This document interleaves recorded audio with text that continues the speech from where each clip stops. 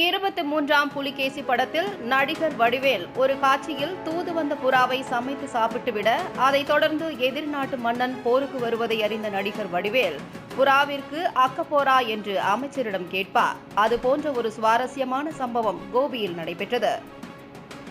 புறாவை பிடிக்க சென்ற பைக் மெக்கானிக்கிற்கு நடந்த அந்த விபரீதம் கிராம மக்களிடையே பெரும் நகைச்சுவையை ஏற்படுத்தியது. கோபி அருகே உள்ள கெட்டிசெவியூர் தாண்டகவுண்டன் பாளையத்தைச் சேர்ந்தவர் பழனிசாமி.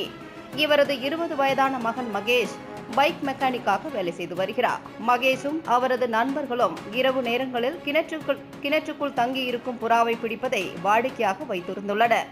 அதேபோன்று சம்பவத்தன்று மகேஷும் அவரது நண்பர்கள் சிலரும் புறாக்களை பிடிப்பதற்காக வெள்ளாங்கோயில் சென்றுள்ளனர்.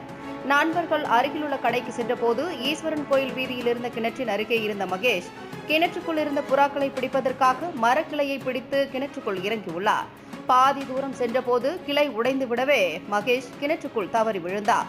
நீண்ட நேரமாகியும் மகேஷை காணாத அவரது நண்பர்கள் கிணற்றுக்குள் பார்த்தபோது உள்ளே இருந்து அலறுவது தெரிய வந்தது. இது குறித்து தகவல் அறிந்த கோபி தீயணைப்பு நிலைய அலுவலர் ரமேஷ் தலைமையிலான தீயணைப்பு வீரர்கள் விரைந்து சென்று கிணற்றுக்குள் விழுந்து போராடிக் கொண்டிருந்த மகேஷை மீட்க முயன்றனர். ஆனால் கிணற்றுக்குள் மரம், செடி, கொடிகள் இருந்ததாலும் இரவு நேரம் என்பதாலும் மீட்க முடியாத நிலை ஏற்பட்டது. அதைத் தொடர்ந்து மின் விளக்குகள் பொருத்தப்பட்டு தீயணைப்பு வீரர்கள் கிணற்றுக்குள் இறங்கி சுமார் 3 மணி நேர போராட்டத்திற்கு பிறகு மகேஷை கயிறு மூலமாக மீட்டனர்.